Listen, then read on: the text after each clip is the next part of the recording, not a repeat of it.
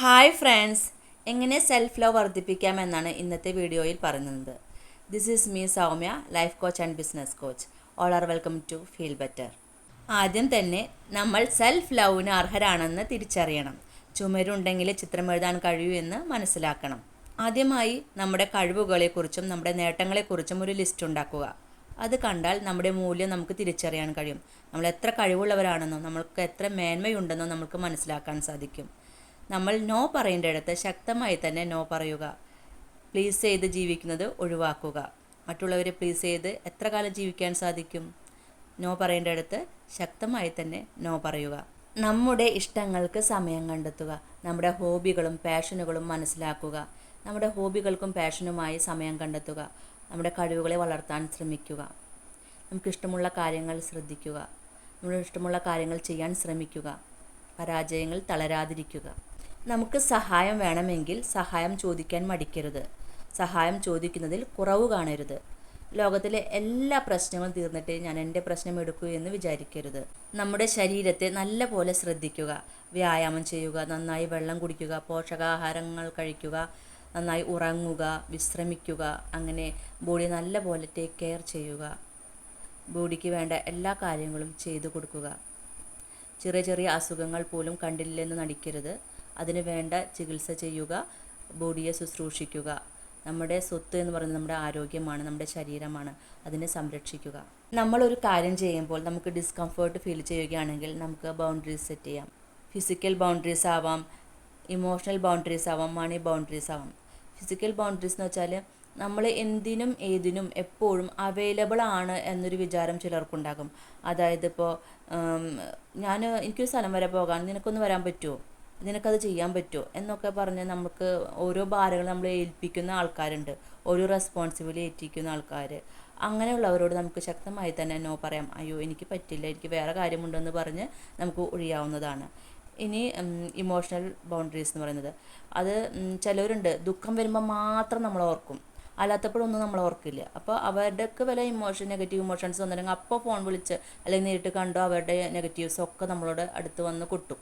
അപ്പോൾ ഇങ്ങനെയുള്ള സമയങ്ങളിലും നമുക്ക് എന്താ പറയുക, അയ്യോ എനിക്ക് കുറച്ച് തിരക്കാണ്, അവരുടെ എന്താ പറയുക നെഗറ്റീവ് ഇമോഷൻസ് ഡംപ് ചെയ്യാനുള്ള ഒരാളല്ല നമ്മൾ എന്ന് നമ്മൾ അവരെ ഓർമ്മപ്പെടുത്തണം. പിന്നെ അടുത്തത് മണി ബൗണ്ടറീസ് ആണ്. അതായത് ചിലർ കടം മേടിക്കും, തിരിച്ചു തരില്ല. അപ്പോൾ അങ്ങനെയുള്ളവരുടെ അടുത്ത് നമുക്കൊരു ബൗണ്ടറി സെറ്റ് ചെയ്യാം.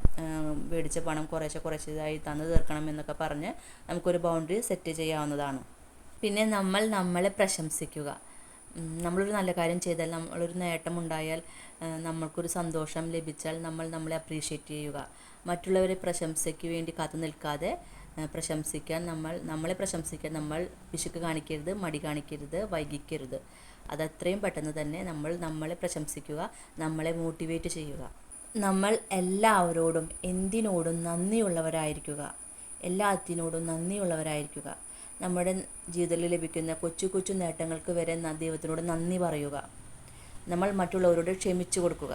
നമ്മളെ ദ്രോഹിച്ചവരോട് നമ്മൾ ക്ഷമിച്ചു കൊടുക്കുക. നമ്മൾ മറ്റുള്ളവരോട് ക്ഷമിക്കുമ്പോൾ നമ്മളുടെ സന്തോഷം വർദ്ധിക്കും. നമ്മളോട് ചെയ്യരുതാത്ത കുറച്ച് കാര്യങ്ങളുണ്ട്, അത് നമുക്കൊന്ന് നോക്കാം. നമ്മൾ നമ്മളിൽ വിശ്വസിക്കണം. നമ്മൾ സെൽഫ് ഡൗട്ട് അരുത്. നമ്മളുടെ കഴിവുകളിൽ അവിശ്വസിക്കരുത്. സ്വന്തം കഴിവിൽ വിശ്വസിച്ച് പരിശ്രമിക്കുക. തോൽവിയിൽ തളരരുത്. പരിശ്രമിക്കുക, മുന്നേറുക. എല്ലാവർക്കും തോൽവിയും ജയവും ഉണ്ടാകും. തോൽവിയിൽ നിന്നും പാഠം ഉൾക്കൊണ്ട് മുന്നേറുക. നമ്മുടെ കഴിവിൽ വിശ്വസിച്ചുകൊണ്ട് തന്നെ മുന്നേറുക. നമ്മൾ കഴിവുള്ളവരാണെന്ന് തന്നെ വിശ്വസിക്കുക. അടുത്തതായി സെൽഫ് കമ്പാരിസൺ അരുത്. നമ്മളെപ്പോലെ, നമ്മളുടെ ജീവിതം പോലെ ഈ ലോകത്ത് ഒരാൾക്കും ഇതേപോലൊരു ജീവിതമോ ഇതുപോലൊരു വ്യക്തിയോ ഉണ്ടാകില്ല. നമ്മളെപ്പോലെ നമ്മൾ മാത്രമേ ഉണ്ടാകൂ. നമ്മൾ യൂണിക്കാണ്. അതുകൊണ്ട് നമ്മളെ മറ്റുള്ളവരുമായി കമ്പയർ ചെയ്യരുത്. നമ്മളുടെ ജീവിതം മറ്റുള്ളവരുടെ ജീവിതവുമായി കമ്പയർ ചെയ്യരുത്. ഇനി സെൽഫ് കമ്പാരിസൺ കുറയ്ക്കുക. സെൽഫ് കമ്പാരിസൺ ഇല്ലാതാക്കുക. സെൽഫ് ക്രിറ്റിസൈസിങ് ഒഴിവാക്കുക. സ്വയം വിമർശനം ഒഴിവാക്കുക. നമ്മളെ വിമർശിക്കുന്നത് ഒഴിവാക്കിയാൽ നമുക്ക് വളരെയധികം സന്തോഷം ലഭിക്കും. മറ്റുള്ളവർ നമ്മളെ എങ്ങനെ ക്രിറ്റിസൈസ് ചെയ്തോട്ടെ, അത് കുഴപ്പമില്ല.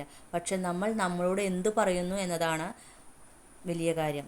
നമ്മളെ എപ്പോഴും മോട്ടിവേറ്റ് ചെയ്യുക. ഒരു സുഹൃത്തിനൊരു തോൽവി സംഭവിച്ചാൽ നമ്മൾ എന്ത് പറയും? പോട്ടെ, സാരമില്ല, അടുത്ത തവണ നോക്കാമെന്ന് പറയില്ലേ, അതുപോലെ തന്നെ ഒരു സുഹൃത്തിനോട് പറയുന്നത് പോലെ തന്നെ നമ്മൾ നമ്മളോട് സംസാരിക്കുക. സെൽഫ് ക്രിറ്റിസൈസിങ് ഒഴിവാക്കുക. Stop complaining. നിങ്ങളൊരു പരാതിപ്പെട്ടിയാവരുത്.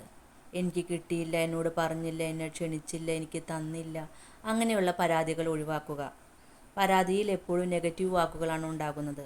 ഈ നെഗറ്റീവ് വാക്കുകൾ എപ്പോഴും പറഞ്ഞാൽ നമ്മുടെ ജീവിതം തന്നെ ഡാർക്കായി മാറും.